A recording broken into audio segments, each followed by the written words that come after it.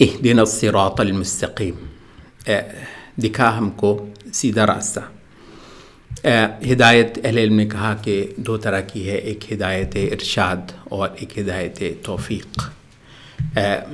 ہدایت ارشاد وہ ہے جو انبیاء کے ذریعے سے عطا ہوئی، نہیں معلوم تھا، کچھ ٹامکٹویاں مار رہے تھے، ٹکرے مار رہے تھے، خدا نے رسالتیں بھیجیں اور وہ ہمیں دکھا دیا۔ تو دوسرا کیا ہے؟ دوسری ہدایت توفیق ہے۔ اچھا وہ انبیاء کے ذریعے سے نہیں ملتی ہے، انبیاء کے پاس بھی وہ نہیں ہوتی ہے، سبحان اللہ۔ ہوتی تو اپنے سب سے لاڈلوں کو، سب سے پیاروں کو دے جاتا ہے نبی، زور لگا لیا ہے۔ آپ کو تصور کر سکتے ہیں کیا تڑپ رہے ہوں گے، کسی طریقے سے گھول کے ڈال دوں، چچا ہے، وہ فلاں ہے، وہ فلاں ہے، وہ اتنا عزیز ہے، وہ اتنا پیارا ہے، نہیں ڈال سکا ہوں۔ وہ چیز جو رسول اللہ صلی اللہ علیہ وسلم فداہ ابی و امی، وہ چیز جو رسول اللہ اپنے سب سے پیارے کے دل میں نہیں ڈال سکے ہیں، وہ خدایا مجھے تجھ سے چاہیے، اور تیرے دینے کی، وہ رسول کے دینے کی بھی نہیں، صرف تیرے دینے کی ہے۔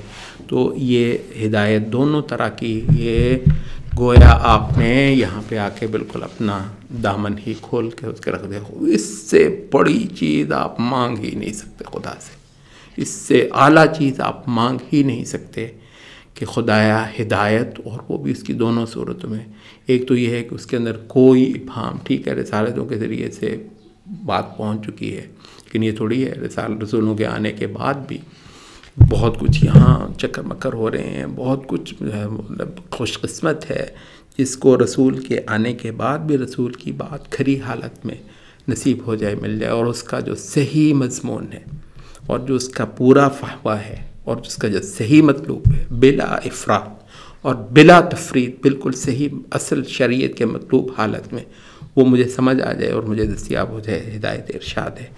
تو یہ بھی خدایا تجھ سے چاہیے، اور یہاں میں کچھ نہیں مانگ رہا خدایا تجھ سے، صرف یہ سب سے جو اعلیٰ چیز ہے، جو میری سب سے بڑی ضرورت ہے، تو وہ مانگتا ہوں۔ تو ہدایت ارشاد بھی مانگتا ہوں، اور ہدایت توفیق وہ تو ہے ہی تیرے دینے کی، اس کے لیے وہ تو کوئی عالم کر سکتا ہے، نہ کوئی مرشد کر سکتا ہے، نہ کوئی مربی کر سکتا ہے، نہ کوئی استاد کر سکتا ہے، نہ کوئی باپ، نہ کوئی اماں، نہ کوئی یہ سب مہربانوں سے بڑا مہربان ہی ہے جو یہ کر سکتا ہے۔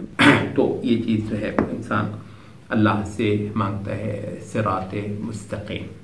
صراط مستقیم کی جو البتہ تفسیر ہوئی ہے، کسی نے کہا کہ یہ لا الہ الا اللہ ہے، کسی اہل علم نے، کسی نے کہا کہ یہ اسلام ہے، کسی نے کہا کہ یہ قرآن ہے۔ تو یہ اور اس کو تفسیر اختلاف تنوع کہا جاتا ہے۔ تو یہ صراط مستقیم سب سے بڑا مطلب تھا جو انسان نے یہاں پر اللہ تعالیٰ سے اس کی تعریفیں کرنے کے بعد اور اپنی اور اس کی پوزیشن کا تعین کرنے کے بعد ایاک نعبد و ایاک نستعین، جو پہلی چیز آئی ہے وہ یہی ہے۔ وہ اور اہل علم نے کہا کہ ایاک نستعین سے ہی شروع ہو جاتا ہے۔ یہ وہ جو مشہور حدیث قدسی ہے کہ اللہ تعالیٰ نے فرمایا کہ قسمت الصلاۃ بینی و بین عبدی، کہ میں نے اپنے اور اپنے بندے کے مابین کر لیا، الحمدللہ رب العالمین میرے لیے ہوا، الرحمن الرحیم میرے لیے ہوا، مالک یوم الدین میرے لیے ہوا۔ تو پھر یہ ایاک نعبد میرے لیے ہوا، ایاک نستعین میرے بندے کے لیے ہوا، بولے اور اس کے بعد جو کچھ ہے بندہ اپنے لیے مانگ رہا ہے، بولے عبدی ما سأل، اور میرے بندے کے لیے وہ کچھ ہے جو یہ مانگتا جا رہا ہے۔